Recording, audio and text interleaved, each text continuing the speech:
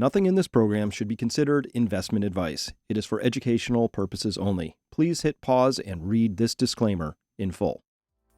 When the next crisis happens, it could turn into the greatest crash in history, which would then turn into a currency crisis.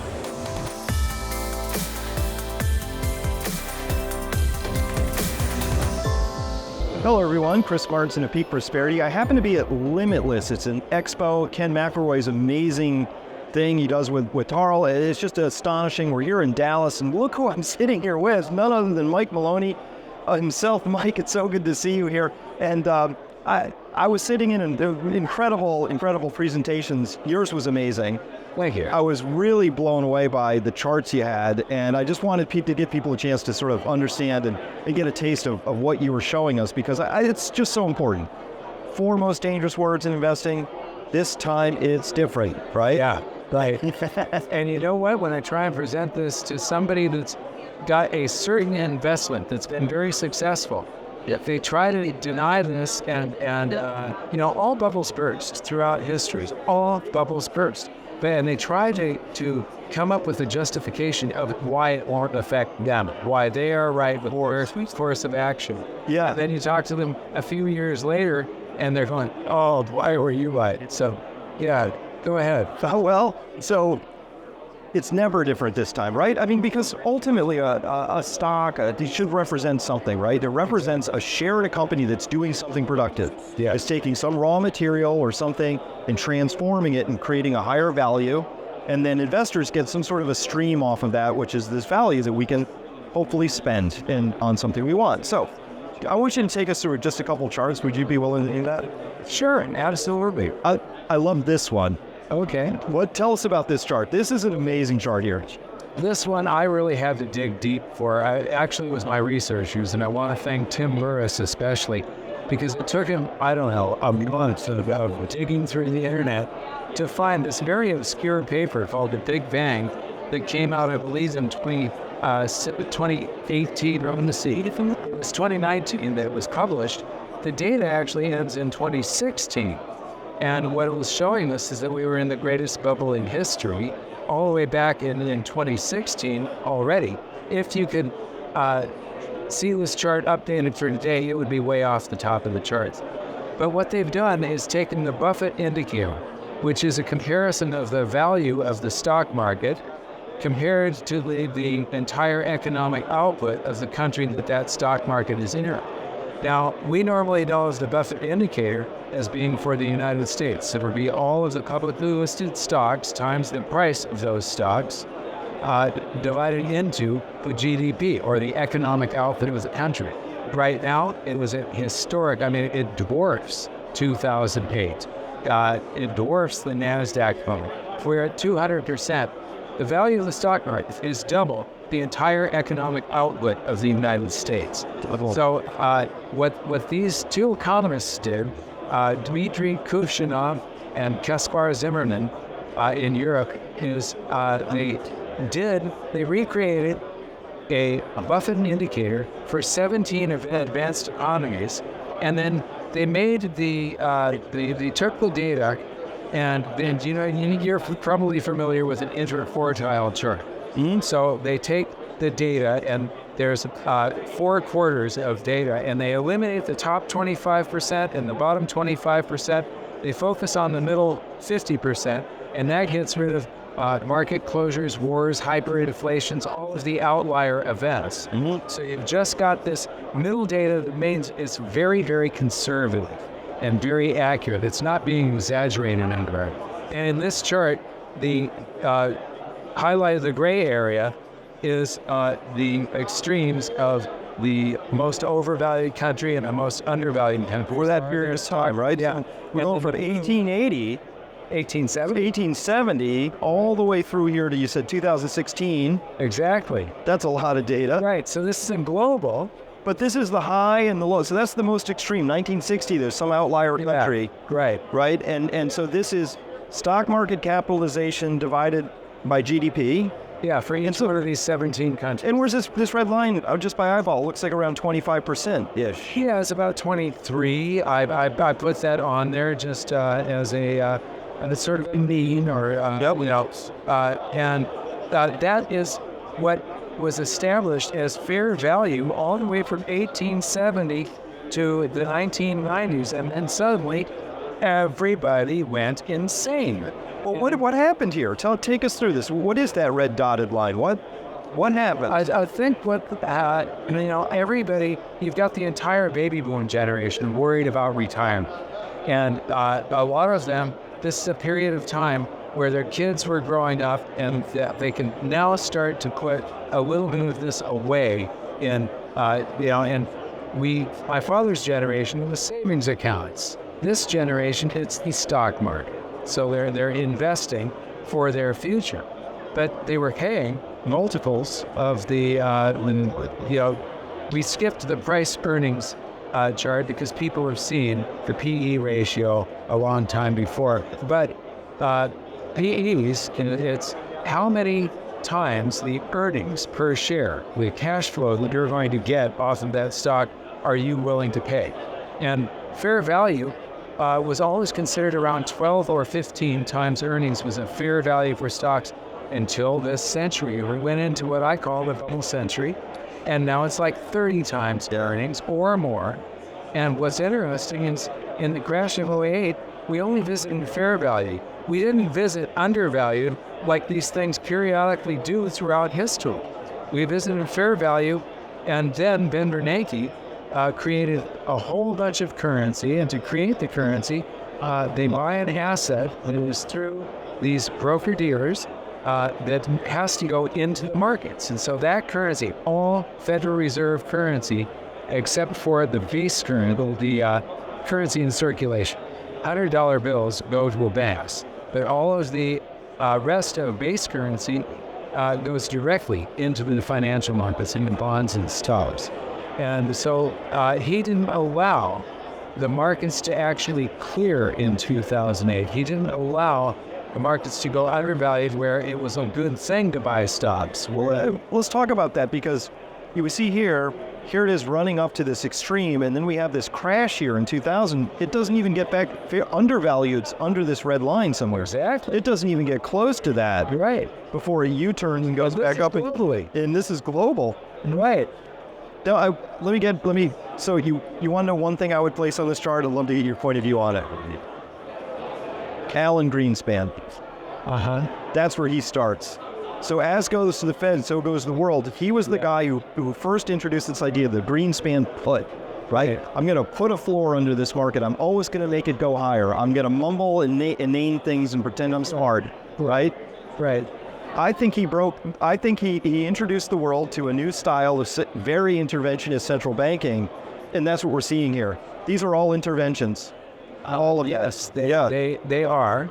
I think it's multiple factors, like we were talking about the retirement of the baby boomers, impending retirement, and so I think it's just combination. But this data stops in 2016, and we kept on going from there. The entire world is in this gigantic bubble. Point on this chart. Where would 2024 be on this chart? Right off the top of the screen. Way up here somewhere? Yeah, right, exactly. And so, oh my God, what I see is when the next crisis happens, it could turn into the greatest crash in history, which would then turn into a currency crisis. And you could see currency failures when investors have all been taught to rush toward U.S. Treasuries as a safe haven. I think that'll happen at first, and usually like 98% of the safe haven seeking capital it goes toward those treasuries, maybe only 95%. And then 5% goes to things like cryptos and gold and other financial assets, the other safe havens. But this time around, I'm expecting people to rush toward treasuries at first, except with our debt to GDP up at 120%, and with all of the chaos that's going on in the world, there's 2, 5, 7, 10-year, 20-year, and 30-year treasury bonds. Are investors going to think, well, if I loan my currency to the government for 10 years or 20 years, am I going to get paid back? And I believe the answer is no. you're either going to, you might get paid back in a different dollar. But will in 30 years, will the United States exist? It's actually a big question right now. All right, so what's the implication of this chart? Have we reached a new permanently high plateau of prosperity, as Irving Fisher might say? Or anybody that doesn't know, that was in 1929, I believe. He's a professor of economics, and I believe he made that statement the day before the markets crashed, bringing on the Great Depression. Yes. So is that what we've achieved here? Or if not, when this corrects, what does that mean to the average investor? Well, all bubbles burst, and I think it's going to be a rude awakening. People don't know we are living in the bubble century, and that everybody lost their minds in the 90s. And when you're paying these multiples of 40 and higher than the cash flow, so that means you buy a stock and it takes 40 years to pay you back, and you've made your investment back, and now you're actually in profit. It could be worse. If you go to finviz.com, they got a stock screener there, and I do this from time to time, and I say, nothing small. Only market caps of $1 billion or higher, right? And PE of 200 or higher, and it's page after page after page. 6 pages last time I checked. Amazing. I mean, and these are big companies. 200. I'll wait 200 years. Exactly.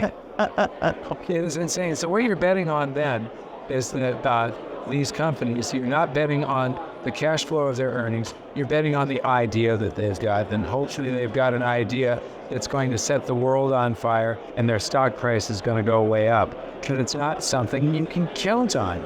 And a lot of times you're going to be wrong. And so that is speculation, not investment. And it's what's been driving the stock market, and it's what all of these people that want to retire soon have been betting on. And it's a shame because I think a lot of retirees are going to get wiped out. Should we go on to the next chart that you like? Absolutely. Okay. So, hey, Mike, where can people find this chart if they want to?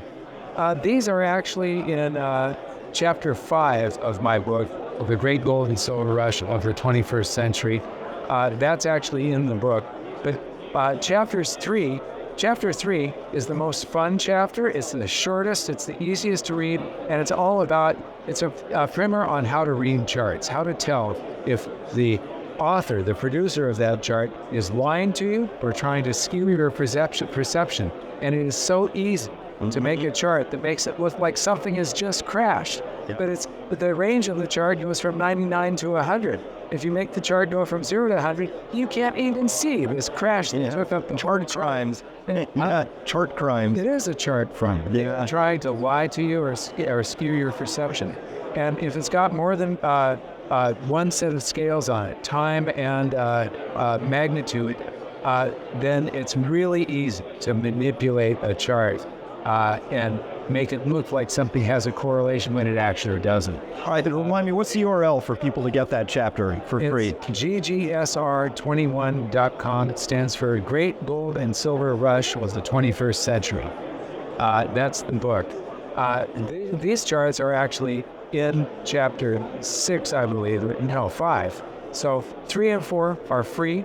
3 is this chart primer. The 4 is how currency is created and how important the banking system and the world's central banks actually enslave you, and how they steal and transfer wealth from the average person to the wealthiest people on the planet.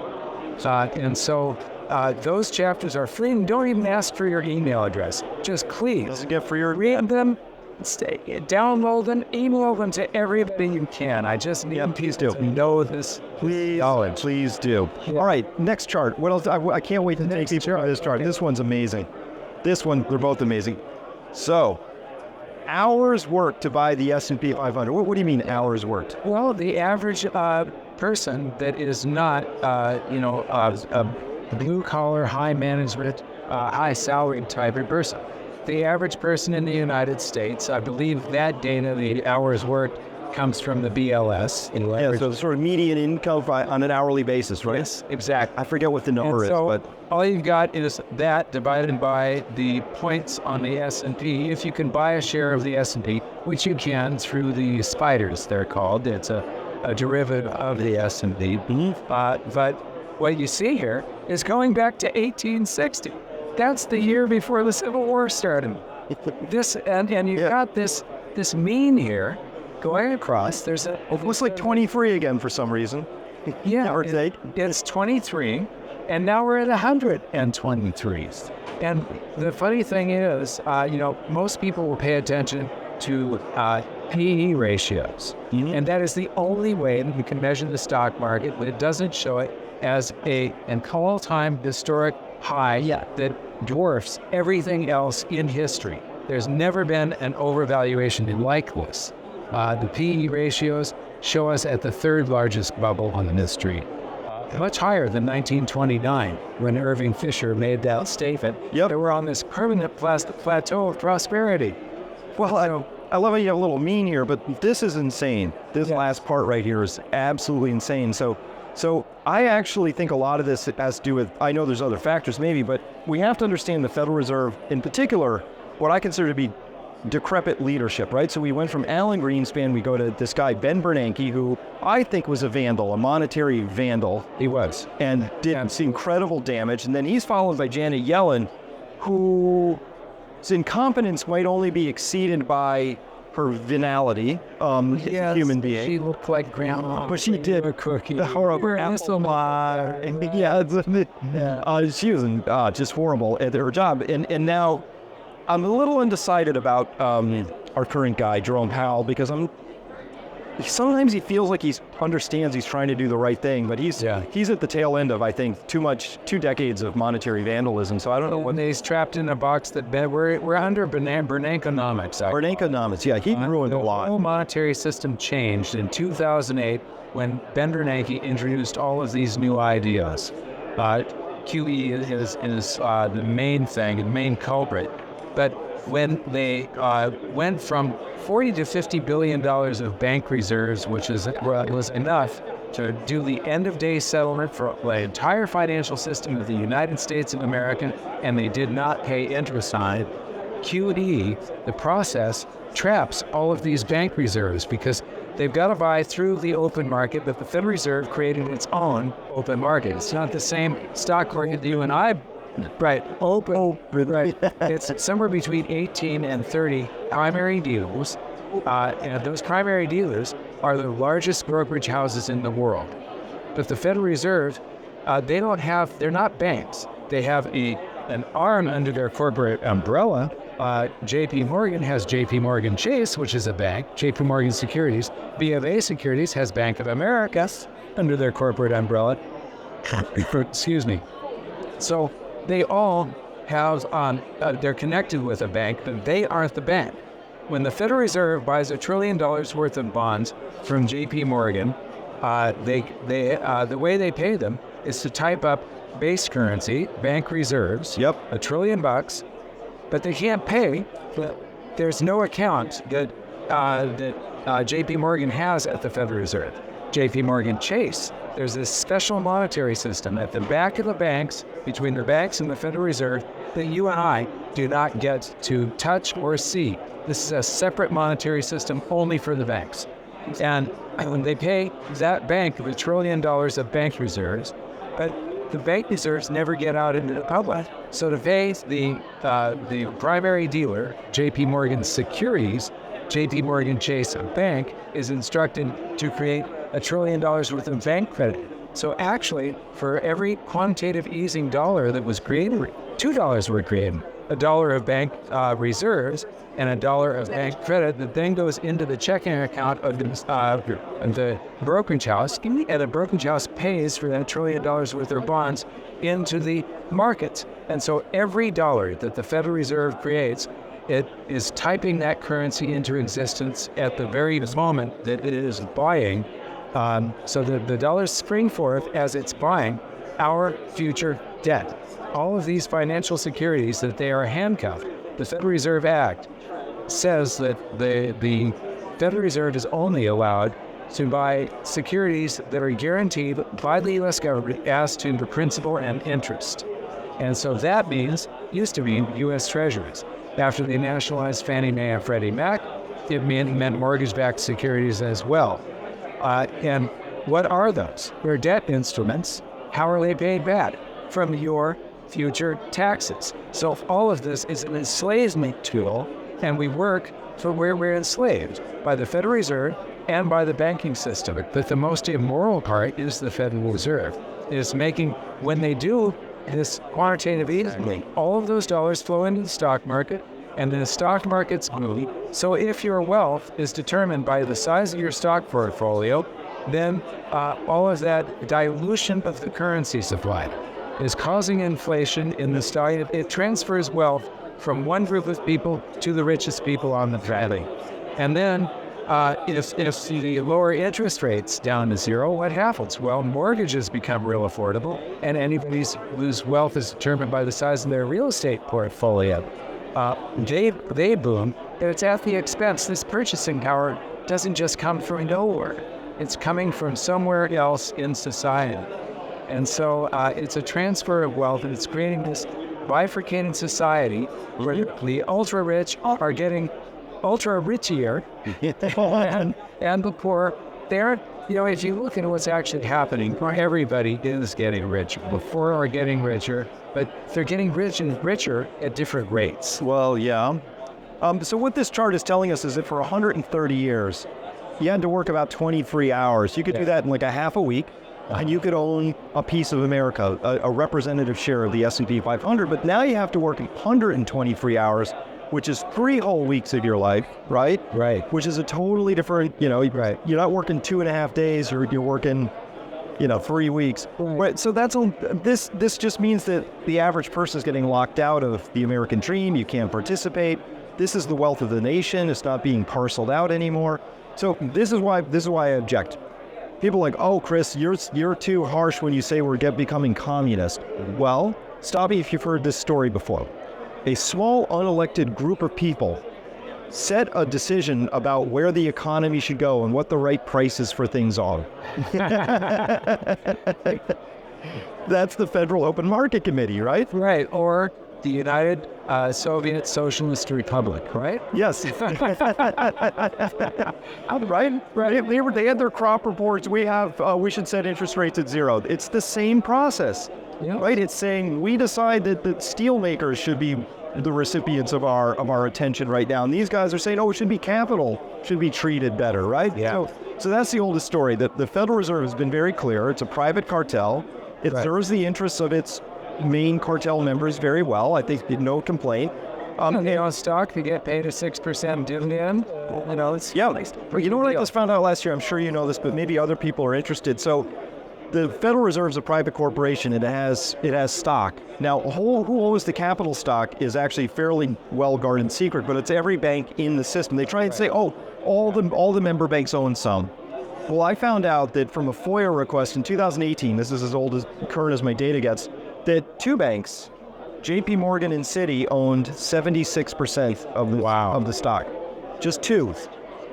So when they say, oh, Jerome Powell's going to be replaced by, here's a nominee, right? Who's an elected that nominee? The chairman, but he's presented with what? Is it 3 or 8 nominees that are all vetted by the banks that own the Federal? Well, let's be clear.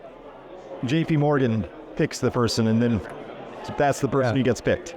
Right, so that's the system. That's our banking system. I don't think it matters who they pick. Yeah. When the president picks out of the nominees, the nominee. But you're probably right. Now, I would not care. I would, if they were just keeping the system going, I'd be like, okay. But something broke here, and then you can clearly see this last breaking right here. Very bad. And this feels destructive to me, because remember, it was Plutarch said the oldest and most fatal ailment of all republics is a gap between the rich and the poor. That's what this is. Yes. I feel like this is a very dangerous policy, and it's also immoral. Yeah, that's how I judge it. If we come back to our senses, and the stock market has a crashing for X, what type of crash does it take to get from 123 down to 10 or less? This is a greater than 92% crash. The crash in 1929 was 89%. So this would be the greatest crash in history for it to revisit Undervalued, which has fallen many times in history, and that is the time you should be buying stocks. So, do you think we're going to get to that point? I think, I have no idea. I think what's going to happen is we're going to have a crisis. There's going to be massive currency. We don't play for it. You have some currency creation, zero interest rates, and debasement with the currency supply. That is more of this wealth transfer to the ultra wealthy. So with the Fed so actively trying to prevent any type of correction back down to the normal valuations of anything in society, I really have no idea, but I know it is going to be bad, and it will lead to the global financial crisis 2.0, and I call it 2.0 because it's going to be at least 2 times as bad. Mike, there are people, I know what you're thinking. You're thinking, okay, couple smart guys, they understand their economics and their charts, and we both look at this chart, and you peer at it, and you say, what could this chart possibly mean? We both have farms, okay? So I might have skipped a few steps, but we've created a plan B. We might have skipped a few steps in there, but this chart leads me to say I need a plan B. That's what I see when I think it through. But how did you get to that idea of plan B? Is it because you look at this chart and you think, this could end bad, this could get ugly? You know what, back in 2003, 4, 5, 6, 7, I've been presenting like Dr. Robert Schiller's real estate data since 2004 and warning people that we were going into this massive real estate bubble, get ready for a correction, and everybody would justify why it won't affect them. Always. Right. And I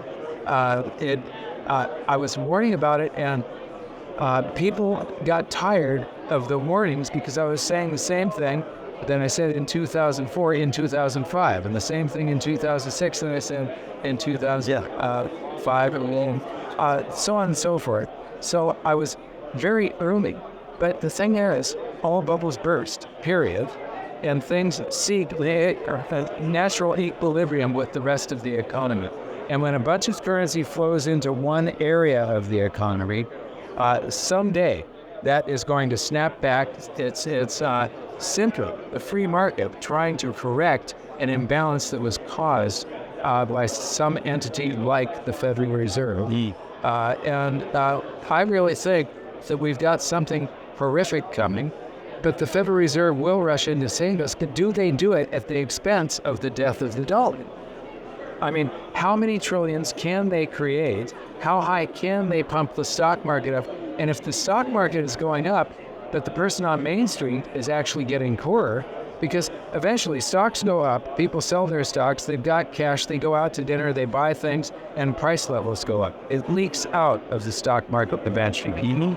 And so price levels go up, so it really is at the expense of the working men. And so when does all of that come to a head where, and as they do all of this currency creation, it's based on buying treasury debt. And when they buy treasury debt, the treasury, look at the deficit spending that we're doing right now. And then when we get in a crisis, the Federal Reserve is going to be funding the deficit spending of the government. And when it does that, then you go deeper and deeper into debt, which means they can't raise interest rates, because if they do, what are we paying right now? About 1.6 trillion run rate per year. So that's part of the deficit, is paying back for what we borrowed in the past. And if you look back at the history of how much we spend as a percentage of the government's income, so it's the government receipts divided by and the expenditures. And under the Bretton Woods system, the government would spend about 3 to 5% more than its income. When we got rid of the gold standard in '71, it jumped up to an average of about 20% more than it did. I mean, today we spend 35% more than our education. Where does this end, and how much of that is interest payments on our recklessness of the past? And it's a lot. All they can do is make it worse. When does the whole thing implode? I don't know. Well, it implodes, I'll tell you when. When it's a math problem, eventually you hit the point where your interest payments exceed all of your income, right? That's a math problem. But it breaks before then because people catch on, right? So does it break at 40%, 37, 60? That's hard to know because that's sort of a human psychology thing, right? And so we'll see where that goes. But I look at this chart and I think plant a garden, right? You're gonna. I said that a lot, but I really mean it. I think everybody get some solar panels. Get some solar panels, absolutely. Right. Just self-sufficiency, right? Yeah, absolutely, all part of it. Hey, I've been talking. This is a legend. This man right here has done more to educate people on financial history. If you haven't seen The Hidden Secrets of Money, you got to absolutely do that. And of course, everything you're doing now with your farm in Puerto Rico, just if you want to know where the puck's going to be, just follow this man. He'll get you there. All right. So, Mike, thank you so much for your time today and for all the work you do in the world. I really appreciate it. It was a pleasure, Chris. It has been a long time. I hope we do this sooner rather than later again. All right. Thank you. Good. All right. See you later, everybody.